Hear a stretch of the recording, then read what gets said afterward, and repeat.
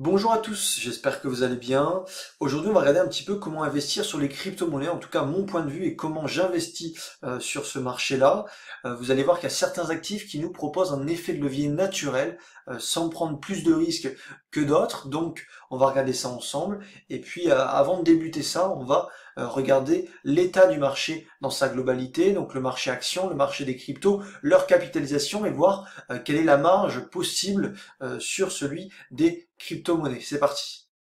Du coup, Apple, la plus grosse capitalisation mondiale, avec 2,2 trillions de dollars en capitalisation boursière, donc c'est quand même l'équivalent du CAC 40 en France, donc c'est la plus grosse capitalisation au monde, avec 17 milliards de titres possibles à échanger, donc c'est quand même une supply assez conséquente. Et c'est ce terme de supply qui va nous intéresser juste après pour investir sur les crypto-monnaies, vous allez voir. À titre d'information, le gold, c'est à peu près 190 000 tonnes de ressources naturelles pour 11 trillions de capitalisation, donc quand même une valeur extrêmement intéressante et conséquente qui pèse assez lourd sur le marché boursier. Le BTC, 21 millions de supply, donc c'est là où ça commence à être intéressant, on voit qu'elle est nettement inférieure à Apple, il n'y a pas photo, et seulement 1,1 trillion de dollars pour le BTC, donc c'est moitié moins qu'Apple et c'est pourtant l'étalon des crypto-monnaies. Et vous allez voir que le marché des crypto-monnaies dans sa globalité, ce n'est que seulement 2,4 trillions de dollars. Donc si on compare au marché boursier global qui est à plus de 100 trillions de dollars, on est à peine à 2% du marché global, ce qui nous laisse une marge de manœuvre assez conséquente. On peut se dire que c'est perché. Alors oui, peut-être maintenant, c'est-à-dire que les marchés sont cycliques, on monte fortement et puis on retrace avant de recasser les derniers plus hauts et de créer de nouveaux plus hauts historiques. Mais voilà, dans son ensemble, si on est patient, sur 5 ou 10 ans, on peut se dire que le marché des cryptos peut éventuellement augmenter de 2%, ne serait-ce que 2% par rapport au marché boursier, ça ferait 2 trillions supplémentaires. Ça voudrait dire que le marché crypto va doubler dans sa globalité. Ça veut dire que certains actifs vont faire 100%, peut-être comme le BTC, et les autres vont faire 500, 1000, 5000% éventuellement. Donc il faut toujours relativiser entre est-ce que le marché est perché, est-ce que le marché est cher, ou est-ce qu'il y a encore de la place. C'est un marché qui est jeune et donc si on va atteindre à peu près 5%, c'est un exemple, c'est une possibilité, 5% du marché boursier dans sa globalité, donc c'est-à-dire à peu près 5 trillions, ça voudrait dire qu'on double la capi sur les cryptos, et voilà, qu'on à peu près multiplie par 5 le BTC si on allait uniquement sur le BTC. Évidemment que cet argent-là va être dispatché un petit peu sur plein de cryptos, donc ce qui fera une pondération, donc le BTC fera peut-être 100% pour atteindre son fameux niveau des 100 000 dollars, et peut-être que certaines cryptos feront 500, 5 000 ou 10 000%, voilà.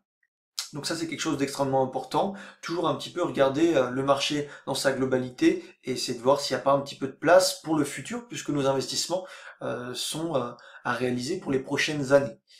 Voilà, on va maintenant s'attarder un petit peu de plus près, euh, aux crypto-monnaies, à voir comment on peut investir sur chacune d'entre elles, comment les différencier et voir là où on pourrait faire les meilleurs investissements.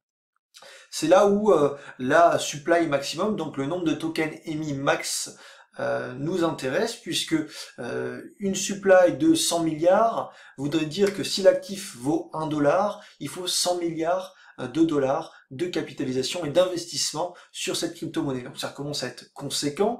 Vous voyez que le XRP est assez demandé. Il y a quand même à peu près, je crois, 74 milliards, si on regarde.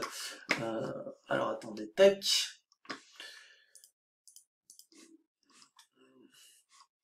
XRP.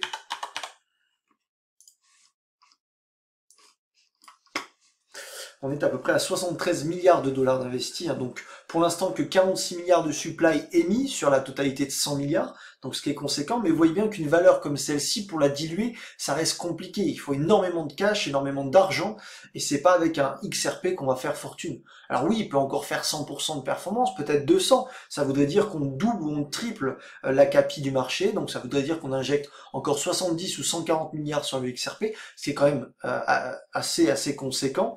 Mais voilà, faire du x10 sur le XRP, ça voudrait dire d'arriver à peu près à 7 trillions sur cet actif-là, ce qui me semble un peu démesuré. On va retourner sur notre PDF rapidement. Tac. Le Matic, par rapport au VeChain, donc deux actifs qui sont intéressants également. Je voulais en investir sur l'un des deux. Quel a été mon choix final? Évidemment que ça a été Matic. Pourquoi? Je me suis posé la question suivante, est-ce que 10 milliards, c'est plus facile à diluer que 86? C'est tout simple, la réponse elle est bête, c'est oui. Donc je me suis dit, Matic a plus de probabilité de monter en termes de potentiel, puisque 10 milliards, c'est quand même 8,7 fois moins que sur VeChain. Effectivement, mon investissement a fait plus de 100% récemment. Je vais donc, je pense, clôturer prochainement, parce que je m'attends pas à ce que Matic puisse faire x10. Avec 10 milliards de supply, il va falloir quand même un certain moment et un certain montant investi pour que on ait un investissement qui commence à bien payer. Donc je me suis dit que 100%, 150% de performance sur celui-là, c'est assez suffisant.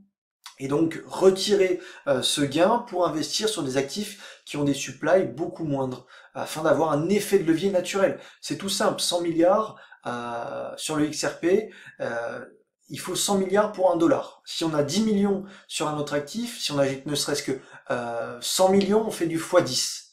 Ok?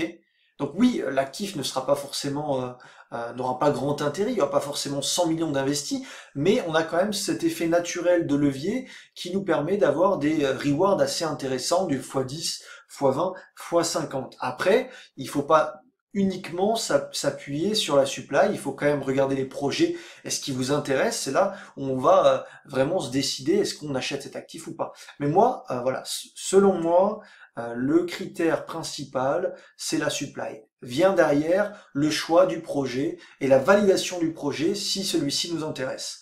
Mais la supply, si on a 100 milliards, 80 milliards, même au-delà de 1 milliard ou 500 millions, ça ne m'intéresse pas ou peu. Alors, j'en ai quand même acheté sur du Matic. Mais voilà, c'est pas là où je ferai mes gros gains, puisque l'effet de levier n'est pas conséquent. Du Chainlink, 1 milliard, donc ça reste raisonnable, mais c'est quand même conséquent, il faut pouvoir le diluer. Le Zcash, 21 millions. Prometheus, qui est apparu dans mes screeners dernièrement, qui est passé de 5 à 100 dollars, et ben voilà, on a 20 millions de supply maximum. Donc l'effet de levier naturel, c'est typiquement l'exemple de Prometheus, hein, c'est-à-dire que on a eu d'un seul coup de la demande, s'en est suivi un petit peu de la hype et l'effet boule de neige. Tout le monde a voulu avoir de cet actif-là, et l'offre et la demande a fait que on avait très peu d'offres et beaucoup de demandes, et donc l'actif s'est envolé. Donc on a fait un x20 sur Prometheus, et c'est peut-être pas terminé. Alors il a corrigé quand même, hein, mais voilà.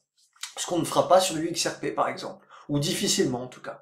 Et quand on aura investi 1 milliard sur le XRP, peut-être que, et donc fait, je sais pas moi, 0,10% sur le XRP, on aura peut-être fait 1% sur les actifs qui auront des petites supplies.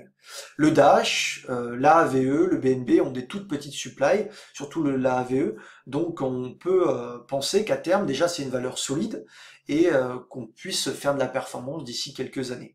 Alors il faut toujours essayer de soigner son timing, c'est pas parce que je vous dis que la supply est intéressante qu'il faut rentrer maintenant. Il faut toujours un petit peu essayer de timer au mieux notre entrée, sans effet de levier, donc sans effet de levier, c'est-à-dire ne pas mettre plus que ce qu'on peut, ce qu'on est capable de perdre, et puis voilà, investir ça plutôt à long terme. Donc vous avez deux façons de faire, c'est soit vous investissez régulièrement sur des grosses capitalisations du type Bitcoin, Ethereum, etc., des gros mainstream comme peut le dire William en coaching. Donc ça peut être voilà, du Dash, du AVE, du BNB, etc. Mais vous pouvez faire une sous-sélection à l'intérieur, c'est-à-dire choisir les grosses capitalisations qui ont des petites supplies. Par exemple, le XRP, moi, ça m'intéresse pas. Le VeChain, pas du tout. Etc., etc. Alors libre à chacun de choisir un petit peu ces actifs-là, mais à l'intérieur des grosses caps, on peut faire un tri supplémentaire avec les supplies, et donc vous avez des actifs qui sont quand même assez solides, et en plus vous avez une supply qui est limitée, donc qui vous permet d'avoir une certaine sécurité, et en plus derrière des performances peut-être intéressantes. Voilà. Je crois qu'on a fait le tour, c'était un élément dont je voulais vous parler, dont on parle régulièrement avec les étudiants en coaching pour faire notre sélection d'actifs et d'investissement. Alors il faut accepter que les investissements soient potentiellement perdus. Si vous restez sur des grosses caps, en général, il est quand même assez safe. Si vous allez sur des petits actifs qui sont pas encore connus, mais qui ont des petites supplies et que le projet vous intéresse, bon bah là, on va injecter un petit peu d'argent, mais il faut bien réfléchir et bien penser que bah, c'est peut-être perdu. Mais en tout cas, si cet actif venait à performer, eh bien on aurait sûrement une performance de 20, 30, peut-être 50 fois supérieure à un actif du type XRP ou VeChain. Voilà, j'espère que ça a été clair pour vous. Si vous avez des questions, n'hésitez pas à les poser en commentaire. Et je vous invite à vraiment aller voir ce concept qui est simple et basique, mais on a tendance à l'oublier. C'est un petit peu comme le capital flottant sur les small caps. Plus il est petit, plus c'est intéressant, parce que quand on va avoir le boom, l'offre et la demande, eh ben ça va être cet effet de levier naturel qui va nous intéresser. Voilà, on a fait 10 petites minutes. J'espère que ça vous aura plu. Laissez un petit pouce bleu, un commentaire, et puis on se dit à la prochaine. Salut!